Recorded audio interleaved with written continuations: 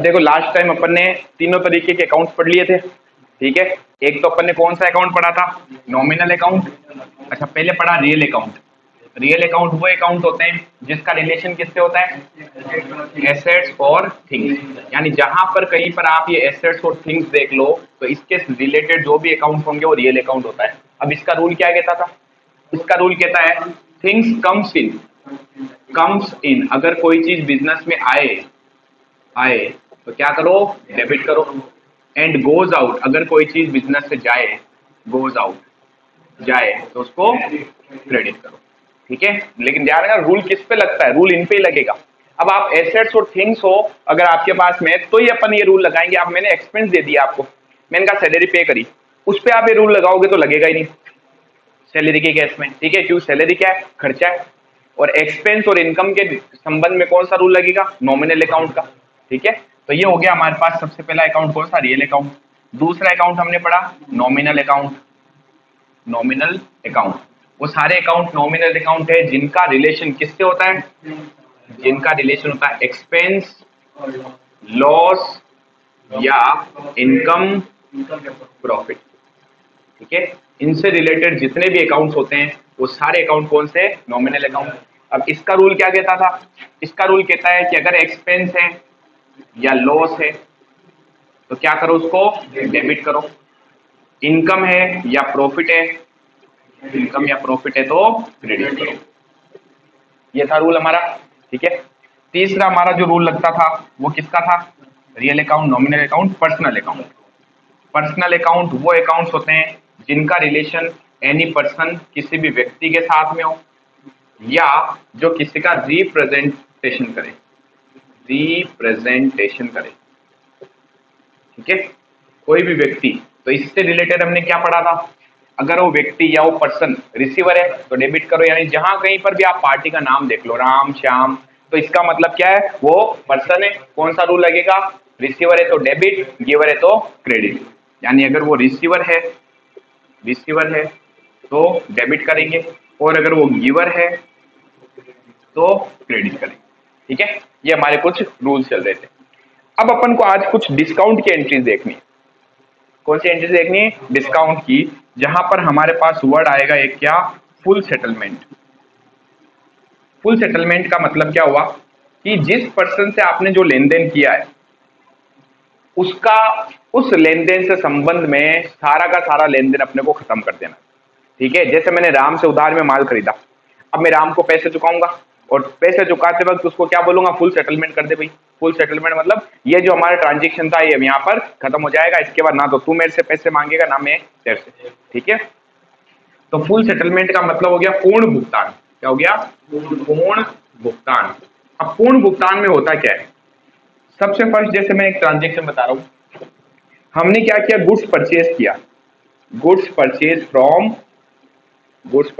From Ravi. Ravi से हमने क्या किया, गुड्स परचेज किया 1 लाख का। तो पहली चीज तो यहां पर बताओ कितने ट्रांजेक्शन अफेक्ट हो रहे हैं और कितने अकाउंट्स अफेक्ट हो रहे हैं, 2। एक तो गुड्स परचेज किया तो परचेज का अकाउंट खुलता है, ठीक है। अच्छा मैंने बता दिया परचेज का अकाउंट कब खुलता है, नहीं बताया शायद यहाँ पर, है ना। चलो पहले तो वही चीज कवर कर लेते अपन। इसके बाद में अपने को एक तो देखना है परचेज अकाउंट, कौन सा अकाउंट, परचेज अकाउंट, और एक अपने को देखना है सेल्स अकाउंट, सेल्स अकाउंट, ठीक है। पहले परचेज की बात करते हैं। जब भी बिजनेस में हम गुड्स परचेज करेंगे, गुड्स क्या होता है, गुड्स जिस चीज का हम ट्रेड करते हैं, जो चीज हम खरीदते और बेचते हैं। यानी अगर मेरी दुकान किराने की है तो मैं किराने का सामान खरीदूंगा और बेचूंगा, अगर मेरी दुकान कपड़ों की है तो मैं कपड़ा खरीदूंगा और बेचूंगा। तो ये चीज मेरे लिए क्या बन जाती है, गुड्स। जब भी आप गुड्स खरीदोगे तो उस केस में परचेज के नाम से अकाउंट ओपन करना है, परचेज अकाउंट, ठीक है। तो जब भी हम क्या करेंगे, गुड्स परचेज करेंगे, गुड्स परचेज बाय बिजनेस, यानी हमारे बिजनेस ने क्या किया, माल खरीदा, तो इस केस में हम क्या करेंगे, परचेज अकाउंट खोलेंगे और परचेज का अकाउंट हमेशा ही डेबिट होगा।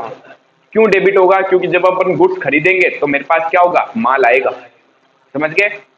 तो इस केस में परचेज अकाउंट खुलेगा और परचेज अकाउंट को क्या किया जाएगा, परचेज अकाउंट को किया जाएगा डेबिट, ठीक है, तो ये हमेशा ही क्या होता है, डेबिट होता है। बट कुछ केस आप पढ़ोगे आगे जहां पर इसको क्रेडिट भी करते हैं, लेकिन वहां पर क्या होगा, वहां पर माल आएगा नहीं, माल जाएगा। फिलहाल आप क्या याद रखोगे, जब भी बिजनेस में गुड्स वर्ड लिखा हुआ जाए, अब गुड्स खरीदा तो परचेज का अकाउंट आएगा, और अगर इसी के साथ अपन ने अगर गुड्स बेचा, सेल्स अकाउंट। ठीक है, यानी अगर अपन बिजनेस में कभी भी गुड्स सोल्ड, बेचते हैं, बाय बिजनेस, तो इस केस में कौन सा अकाउंट खुलेगा, सेल्स का अकाउंट खुलेगा। और सेल्स का जो अकाउंट है वो हमेशा ही क्या होगा, क्रेडिट होगा फिर से। क्यों, इसका लॉजिक क्या है, गुड्स परचेज करते हैं तब तो माल हमारे पास आता है। ठीक है, गुड्स को भी थिंग्स मान सकते हैं ना अपन, चीज है कोई ना कोई, माल खरीदा तो। अब चीज है तो क्या होगा, कम्स इन आएगा तो डेबिट करेंगे, गोज आउट जाएगा तो क्रेडिट करेंगे। माल खरीदा, माल आया, आया तो परचेज को डेबिट करना है, माल बेचा, माल गया, गया तो सेल्स को क्रेडिट करना है। आया समझ में। अब इन दोनों को एक बार आप नोट कर लो, फिर मैं इसके कुछ एग्जाम्पल कराऊंगा। पहले अपन कुछ परचेज के एग्जाम्पल करेंगे और फिर अपन कुछ सेल्स के एग्जाम्पल करेंगे। अब देखो एग्जाम्पल देखते हैं। सबसे पहले गुड्स परचेज इन कैश, अच्छे समझते रहना। 10,000 का हमने माल खरीदा, ठीक है, 10,000 का माल क्रय किया, माल क्रय किया। क्या एंट्री करोगे 10,000 का माल खरीदने पर, purchase account debit to cash account. Paid by cheque, cheque से पेमेंट करना 25,000 मेहर को एंड सेटल इज ड्यू 26,000। 26,000 रुपए मेहर से मांग रही है, हमने 25,000 ही दिए तो 1,000 का डिस्काउंट आ जाएगा। तो गुड्स परचेज करने पर क्या एंट्री करोगे, purchase account debit to cash account. तो अपने को ये देखना है सबसे पहले कितने अकाउंट अफेक्ट हुए, दो। एक तो परचेज का अकाउंट आएगा और दूसरा कैश का अकाउंट आएगा, कैश अकाउंट। ठीक है, गुड्स परचेज करोगे तो परचेज में क्या इन्वॉल्व होता है, गुड्स, यानी कि कह सकता हूँ थिंग्स, कोई वस्तु शामिल है इसमें। और थिंग्स है मतलब कौन सा अकाउंट है, रियल अकाउंट। और रियल अकाउंट का रूल क्या कहता है, चीज आए तो डेबिट करो, चीज जाए तो क्रेडिट करो। माल खरीदेंगे तो गुड्स आएगा, comes in debit, comes in debit. और कैश हमारे यहाँ से गई, ये क्या होती है, हमारे लिए एसेट्स होती है, और एसेट्स रियल अकाउंट है। रियल अकाउंट का रूल क्या कहता है, comes in debit goes out credit, goes out तो क्या करना है, क्रेडिट। ठीक है, क्या एंट्री बन गई बताओ, purchase account debit to cash account, purchase account debit to cash account. कितने का गुड्स परचेज किया, 10,000, 10,000। समझ गए। यहीं पर एक ट्रांजैक्शन और देखते हैं। इस बार मैंने कैश में नहीं परचेज करके किसी पार्टी से खरीदा।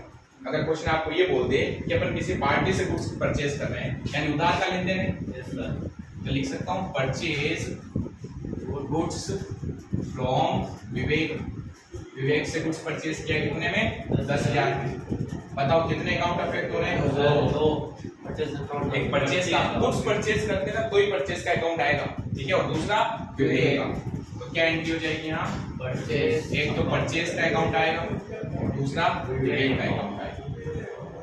परचेज जो है वो क्या है हमारे लिए, थिंग्स, कोई वस्तु है उसमें।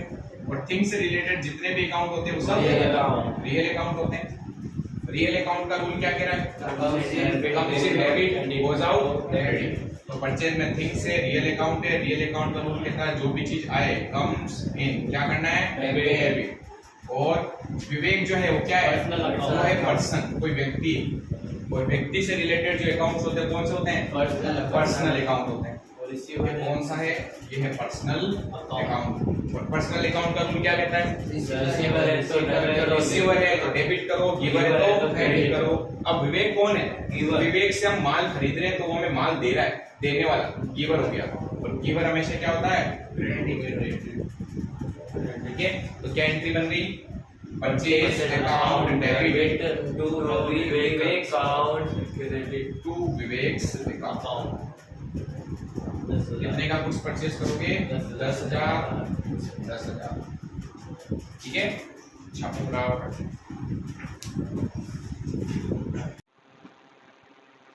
अब देखो, अगर आपको कभी question goods purchase in cash ये लिख दिया या गुड्स परचेज फ्रॉम विवेक लिख दिया, तब तो इजीली अपन को समझ में आ जाएगा। कैश लिखा मतलब कैश का ट्रांजेक्शन, पार्टी का नाम आ गया मतलब उधार का ट्रांजेक्शन। अगर ये दोनों साथ में आ गए तो, जैसे अब ट्रांजेक्शन में अगर वो ये लिख दे, क्या लिख दे, goods purchase from, goods purchase from Rahul, Rahul in cash. अब दिक्कत हो गई, बताओ, इन कैश 10,000 का माल राहुल से, राहुल से नगद क्रय किया। अब बताओ क्या ये उधार का लेन देन है क्या? पहले तो अभी तक तो यही पढ़ा आपने कि भाई पार्टी का नाम आता तो उधार का लेन देन होता है, लेकिन साथ में चिल्ला चिल्ला के क्या बोल रहा है, कैश भी है। तो पार्टी का नाम इस केस में नहीं आएगा। अब इस केस में परचेज तो हुआ है गुड्स, तो इस केस में एक तो आएगा परचेज का अकाउंट, परचेज अकाउंट, और दूसरा आएगा कैश अकाउंट। ठीक है, माल खरीदा, परचेज का अकाउंट क्या होगा, परचेज क्या है, थिंग्स। थिंग्स से रिलेटेड अकाउंट कौन से होते हैं, रियल अकाउंट। और रियल अकाउंट का रूल क्या कहता है, कम्स इन, गुड्स आया कि गया, आया, कम्स इन क्या होगा, डेबिट। कैश क्या है, कैश है एसेट्स, एसेट से रिलेटेड अकाउंट कौन से होते हैं, रियल अकाउंट। और रियल अकाउंट का रूल वही, कम्स इन, आए तो डेबिट, जाए तो क्रेडिट। कैश आई या गई, गई, गोज आउट, गोज आउट, क्या करेंगे, क्रेडिट। तो क्या एंट्री बन गई बताओ, purchase account debit to cash account. तो एंट्री बन गई purchase account debit to cash account, being goods purchase in cash. बस नरेशन क्या हो जाएगा, being goods purchase in cash. Narration होता क्या है, इस ट्रांजेक्शन में क्या हुआ उसको इंग्लिश में लिखना है।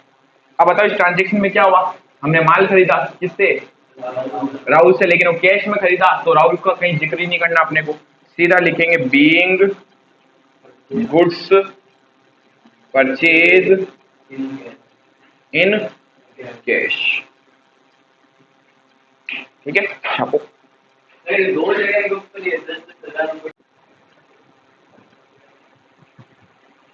अब देखो, गुड्स परचेज करने पर कौन सा अकाउंट ओपन होता है, परचेज का। और अब अपन कर रहे हैं सेल्स की एंट्री। सेल्स करते वक्त क्या होगा, हमारे बिजनेस का पता मेन काम ही क्या होता है, माल खरीदना और बेचना। अपन माल खरीदते हैं और माल बेचते हैं। ठीक है, अब माल खरीदा अपन ने तो एग्जांपल में वो परचेज वाली एंट्रीज हो गई। अब अपने को क्या करना है, गुड्स सेल करना है, तो गुड्स सोल्ड इन कैश। 10,000 का हमने माल बेचा इस बार। जब हम माल बेचते हैं तो कौन सा अकाउंट ओपन होता है, सेल्स का अकाउंट। खरीदते हैं माल तो परचेज का अकाउंट, माल बेचते हैं तो सेल्स का अकाउंट।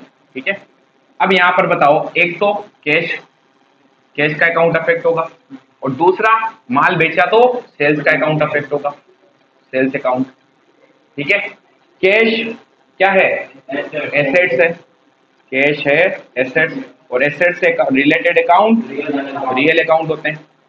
रियल अकाउंट का रूल क्या कहता है, कोई चीज आए तो डेबिट, जाए तो credit. Comes in, comes in क्या होगा, डेबिट। और सेल्स के अकाउंट में बताओ क्या इन्वॉल्व, थिंग्स, वस्तुएं होती इसमें। थिंग्स से रिलेटेड अकाउंट भी कौन सा होता है, रियल अकाउंट। और रियल अकाउंट का रूल क्या कहता है, comes in debit, goes out credit. आए तो डेबिट, जाए तो क्रेडिट। चीज आई या गई, गई, क्या करेंगे, क्रेडिट। तो क्या एंट्री बनी, कैश को डेबिट करो, सेल्स को क्रेडिट करो। तो cash account debit to sales account, कितने का, 10,000, 10,000। Being goods sold in cash. ठीक है, अब एक आप करके बताएंगे, goods sold to Rahim, Rahim को गुड्स सेल किया अपन ने 20,000 का। एंट्री करके बताओ क्या होनी चाहिए। अब ये तो कैश में ट्रांजेक्शन हुआ, यहां पर पार्टी का नाम आ गया, इसका मतलब उधार का लेन देन है। तो यहां पर कौन कौन से ट्रांजेक्शन होंगे, एक तो देखो गुड्स सोल्ड, तो सेल्स का अकाउंट ओपन होगा, और रहीम है तो रहीम का अकाउंट ओपन होगा, रहीम अकाउंट। अब सेल में क्या इन्वॉल्व होता है, थिंग्स, गुड्स है इसमें, गुड्स यानी कि थिंग्स, कोई ना कोई वस्तु है, और थिंग्स से रिलेटेड अकाउंट रियल अकाउंट होते हैं। रियल अकाउंट का रूल क्या कहता है, comes in debit goes out credit. Sale करते हैं तो गुड्स आता है कि जाता है, सेल करोगे तो चीज आएगी या जाएगी, चीज कैसे आएगी, गोज आउट, चीज गई, क्या करना है, क्रेडिट, ठीक है। रहीम जो है वो कोई पर्सन है, व्यक्ति है, पर्सन से रिलेटेड अकाउंट कौन से होते हैं, पर्सनल अकाउंट होते हैं, ठीक है, पर्सनल अकाउंट। और पर्सनल अकाउंट क्या कहता है, रिसीवर डेबिट गिवर क्रेडिट। रहीम जो है वो रिसीवर है या गिवर है, हमने रहीम को माल बेचा तो रहीम ने गुड्स रिसीव किया होगा, ठीक है, तो वो कौन है, रिसीवर। और रिसीवर हमेशा ही क्या होता है, रिसीवर डेबिट, क्या क्रेडिट, क्या एंट्री होगी, रहीम से अकाउंट डेबिट, टू में आ जाएगा टू सेल्स अकाउंट, कितने का, 20,000, 20,000 का, ठीक है, छापो फटाफट।